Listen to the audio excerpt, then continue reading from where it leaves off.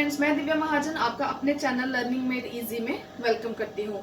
आज जो हम टॉपिक पढ़ने जा रहे हैं वो क्या है, जनरेशंस ऑफ कंप्यूटर। ये आप सभी को पता है, एक बहुत इंपॉर्टेंट टॉपिक है और बहुत बेसिक टॉपिक है जो हर कोई सर्च करता रहता है। अब जनरेशन का मतलब क्या है? जनरेशन का मतलब है पीरियड ऑफ टाइम, कि किस तरह से एक टाइम और दूसरे टाइम में कुछ चीजों का डिफरेंस है। सपोज अगर हम बात करें मोबाइल फोन्स की, हम पहले कीपैड वाले फोन यूज करा करते थे, लेकिन आज देखो, आज हम टच वाले फोन यूज कर रहे हैं। तो आपको क्या दिख रहा है? इन दोनों में एक डिफरेंस दिख रहा है। किसका डिफरेंस? एक टेक्नोलॉजी का डिफरेंस दिख रहा है। और ये डिफरेंस कैसे आया? कुछ टाइम से आया। कुछ टाइम पहले हम कीपैड वाले फोन यूज किया करते थे और आज कुछ टाइम के बाद हम स्लाइडिंग फोन यूज करते हैं, फिंगर टच। तो आप देख सकते हैं कि ऑल ऑफ अ सडन तो नहीं होता, कुछ ना कुछ टाइम जरूर लगता है। अब हम बात करेंगे कंप्यूटर टर्मिनोलॉजी में जनरेशन का मतलब क्या है। कंप्यूटर टर्मिनोलॉजी में जनरेशन का मतलब है change in technology over a period of time. कुछ टाइम पीरियड के हिसाब से जो कंप्यूटर की टेक्नोलॉजी है वो कैसे चेंज होती है और क्या हम नई टेक्नोलॉजी का यूज करते हैं। अगर हम बात करें ऑपरेटिंग सिस्टम्स की, तो पहले जो सिस्टम्स थे उनमें ऑपरेटिंग सिस्टम यूज किया जाता था, विस्टा हो गया या और भी पुराने यूनिक्स, लाइनेक्स। लेकिन आजकल हम विंडोज, और विंडोज में भी कितने सारे वर्जन्स आ चुके हैं। तो इसी को जनरेशन कहा जाता है।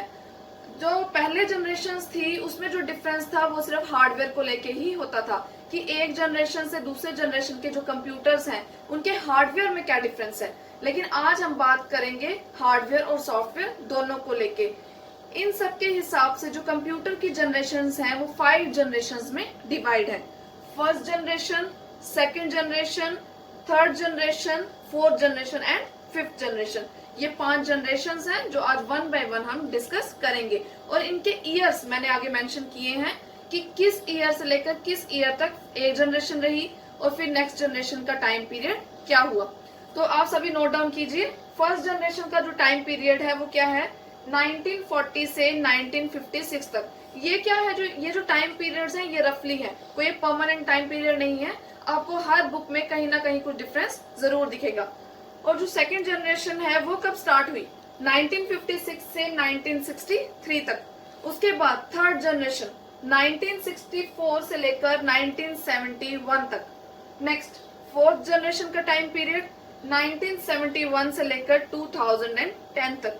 एंड जो लास्ट जनरेशन है, जो फिफ्थ जनरेशन, उसका टाइम पीरियड है 2010 से प्रेजेंट डे, आज के दिन तक। तो ये जो 5 जनरेशन हैं इनको मैं वन बाय वन डिस्कस करूंगी। आज हम डिस्कस करेंगे पहले first generation computers. First generation का जो टाइम पीरियड था वो क्या था? 1940 से 1956 तक। इस टाइम पीरियड को रफली माना जाता था कि इसमें फर्स्ट जनरेशन के जो कंप्यूटर्स थे वो बिल्ड हुए थे। फर्स्ट जनरेशन के कंप्यूटर की जो सर्किटरी थी या सर्किट था वो किस पे बेस्ड था? वैक्यूम ट्यूब्स पे। और इसकी जो मेमोरी थी वो मैग्नेटिक ड्रम पे बेस्ड थी। और इसमें जो इनपुट होता था वो पंच कार्ड के थ्रू दिया जाता था और जो आउटपुट होता था वो प्रिंट आउट की फॉर्म में लिया जाता था। ये था फर्स्ट जनरेशन के बारे में।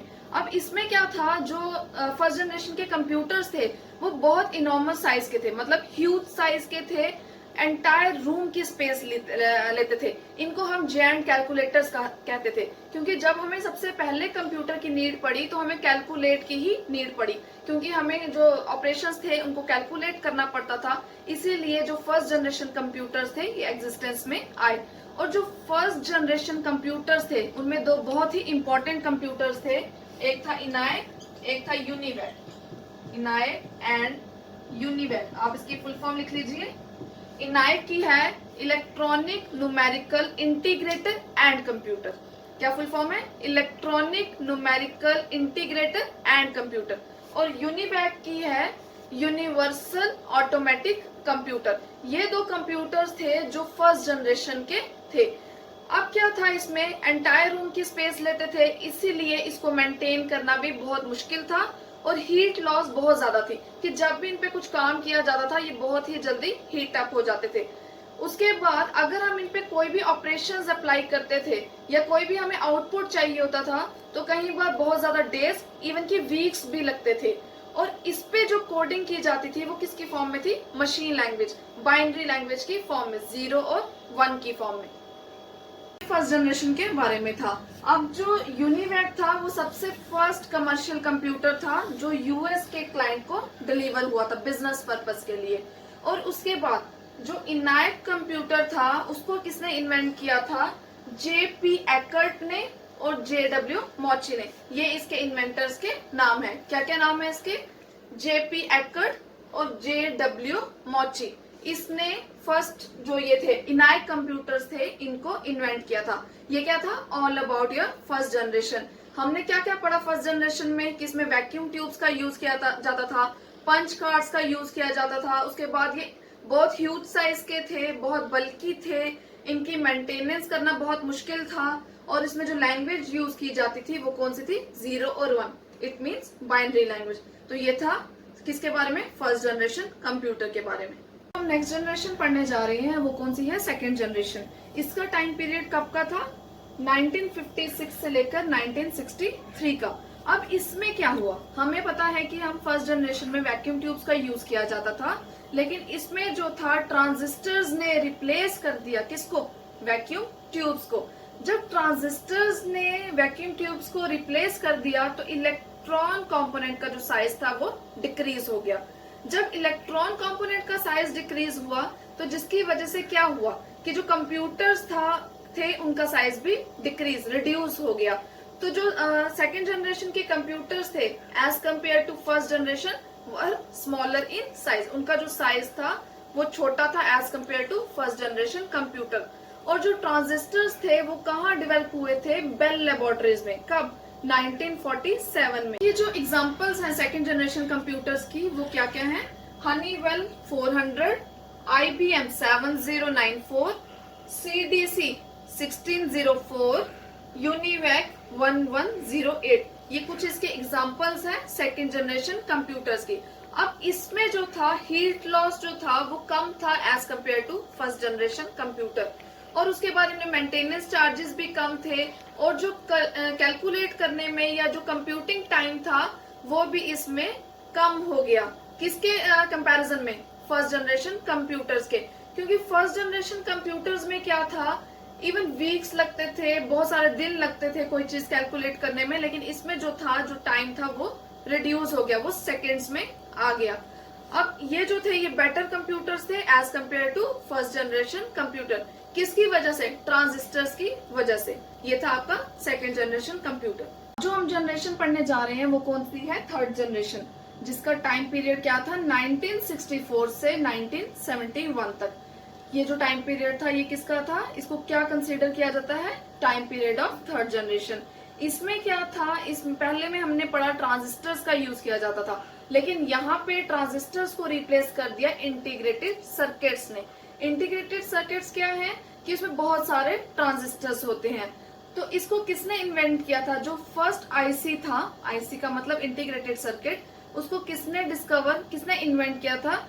रॉबर्ट नॉयस ने और जैक किल्बी ने। कब किया था? 1958 और 1959 के बीच में। इस टाइम में इसकी इन्वेंशन हुई थी। अब ये जो कंप्यूटर्स थे थर्ड जनरेशन के, ये अगर हम सेकंड जनरेशन से इनका कंपैरिजन करें, स्मॉलर इन साइज थे क्योंकि इनमें आईसीएस का यूज किया जा रहा था। हीट डेसिपेशन मतलब हीट जो लॉस हो रही थी वो बहुत कम थी, कैपेसिटी ज्यादा थी, स्टोरेज बहुत ज्यादा थी इसमें। और जो इसमें कंप्यूटेशन टाइम था या जो भी कैलकुलेशंस हो रही थी उसका जो टाइम था वो माइक्रो सेकंड से नैनो सेकंड हो चुका था। तो कितने कम टाइम में जो चीज थी वो कैलकुलेट हो रही थी, इंस्ट्रक्शंस को रीड किया जा रहा था। और हम जानते हैं कि जो फर्स्ट जनरेशन कंप्यूटर्स थे उनमें इनपुट पंच कार्ड्स के थ्रू दिया जाता था, लेकिन इसमें जो इनपुट थे वो किसके थ्रू देने शुरू किए गए? कीबोर्ड और माउस के थ्रू। उसके बाद इसमें ऑपरेटिंग सिस्टम का यूज भी किए जाने लगा।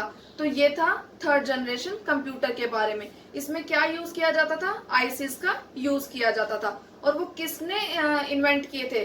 रॉबर्ट नॉयस और जैक किल्बी ने, ये इसके इन्वेंटर्स थे। तो ये था थर्ड जनरेशन कंप्यूटर। उसके बाद मैंने थर्ड जनरेशन कंप्यूटर की कुछ एग्जांपल्स भी लिखी हैं, वो आप देखिए।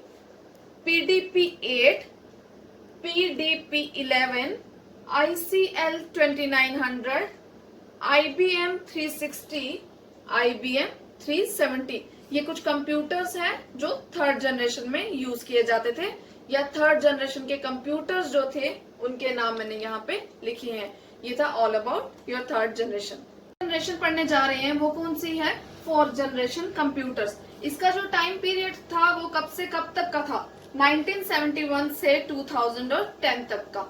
इसमें किसने किसको रिप्लेस किया? पहले जनरेशन में हमें पता है आईसीस का यूज किया जा रहा था। इसमें जो आईसीस थे उनको रिप्लेस किया गया किससे, माइक्रो प्रोसेसर्स थे, जो आजकल के टाइम पे सीपीयू है हमारा, सेंट्रल प्रोसेसिंग यूनिट। इसमें क्या था, जो इंटेल था 4004 जिसको 1971 में डेवलप किया गया, उसने हर एक कंपोनेंट को सिंगल चिप में लोकेट किया। कौन से कंपोनेंट्स, इनपुट आउटपुट के, उसके बाद मेमोरी, उसके बाद प्रोसेसर, ये सभी के सभी कंपोनेंट्स को एक ही चिप में उसने लोकेट किया। तो जिसकी वजह से क्या था, कंप्यूटर का साइज और कंपैटिबल हो गया। पहले जो कंप्यूटर्स थे वो पूरा रूम कवर करते थे, लेकिन आज हमें पता है कि कंप्यूटर हमारी एक पाम में आ जाते हैं। कब से कब तक का देखें आप, कितनी जनरेशन से कितनी जनरेशन में कितना ह्यूज डिफरेंस यहाँ पे आया।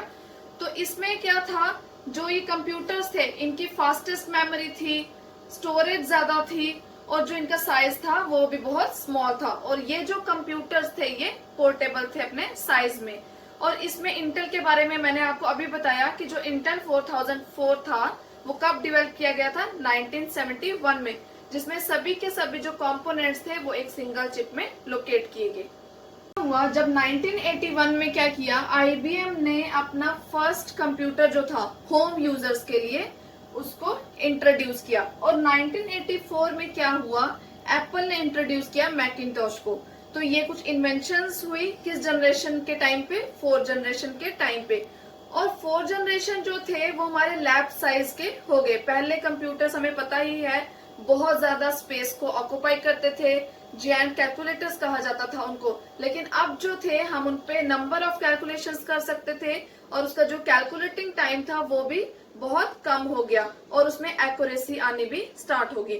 ये था फोर्थ जनरेशन कंप्यूटर के बारे में। जो हमारी लास्ट जनरेशन है वो कौन सी है, फिफ्थ जनरेशन। इसका टाइम पीरियड क्या है, 2010 से लेकर प्रेजेंट। प्रेजेंट का मतलब आज तक के टाइम का। हम इसमें क्या पढ़ने जा रहे हैं वो आप देखिए। फिफ्थ जनरेशन कंप्यूटर में जो हम टेक्नोलॉजी है वो आज भी हम फोर्थ जनरेशन से ही यूज कर रहे हैं। इसमें बहुत सारे नए फीचर्स ऐड हुए हैं, जैसे आर्टिफिशियल इंटेलिजेंस। आर्टिफिशियल इंटेलिजेंस एक ऐसा फीचर है जिसने फिफ्थ जनरेशन को बहुत हद तक फार बेटर बना दिया है। इसके कुछ फीचर्स हैं जैसे एप्पल सीरी और अमेजॉन एलेक्सा, जिसको आजकल हर कोई यूज कर रहा है, और बहुत ही इनोवेटिव फीचर्स हैं। अब इसमें क्या है, वॉइस रिकॉग्निशन का भी फीचर है, जो आप सब देखते हैं कि हमारे मोबाइल फोन्स में भी है। और उसके बाद गूगल असिस्टेंट है। तो ये क्या है, ये जो फीचर्स हैं ये फिफ्थ जनरेशन में ही ऐड हुए हैं। जो बेसिक गोल है फिफ्थ जनरेशन का वो क्या है, वो मैंने लिखा भी है यहाँ पे। कुछ ऐसी डिवाइसेस बनाना जो नेचुरल लैंग्वेज को रिस्पॉन्ड कर सके। उनको इनपुट में अगर हम नेचुरल लैंग्वेज दें तो वो उसको रिस्पॉन्ड कर सके। ये है फिफ्थ जनरेशन के, क्योंकि आज ये वो कंप्यूटर्स हैं जो आज हम यूज कर रहे हैं। इसमें बहुत सारे न्यू फीचर्स हैं, जैसे artificial intelligence, parallel processing, voice recognition, और भी बहुत सारे। तो ये क्या था, जनरेशंस के बारे में था। मैंने आपको वन बाय वन सभी जनरेशन को डिटेल में बताया है। पहले फर्स्ट जनरेशन हमने डिस्कस की, फिर second, then third generation, fourth generation और फिफ्थ जनरेशन। आप सब देख सकते हैं कि इसमें जो टेक्नोलॉजी थी वो कैसे डिफर की गई, कि एक जनरेशन से नेक्स्ट जनरेशन में जो टेक्नोलॉजी थी वो कैसे चेंज हुई। उनमें जो हार्डवेयर और सॉफ्टवेयर थे कैसे चेंज होते गए, कौन कौन से हार्डवेयर और सॉफ्टवेयर का यूज किया गया, और किस तरह से इनकी जो मेमोरी थी या स्टोरेज थी कैसे चेंज होती गई। तो ये क्या था, जनरेशंस ऑफ कंप्यूटर के बारे में। अगर आप सबको मेरी वीडियो अच्छी लगी हो तो आप इसे प्लीज लाइक, शेयर और सब्सक्राइब करें। अगर आपको कोई भी क्वेरी हो या कोई क्वेश्चन पूछना हो या कोई डाउट हो तो आप नीचे कमेंट बॉक्स में कमेंट करके पूछ सकते हैं। और मैंने अपने डिस्क्रिप्शन बॉक्स में कुछ लिंक्स दिए हैं कुछ वीडियोस के, जो बहुत ही यूजफुल हैं आपके लिए, आप उसे भी देख सकते हैं। Thank you for watching the video.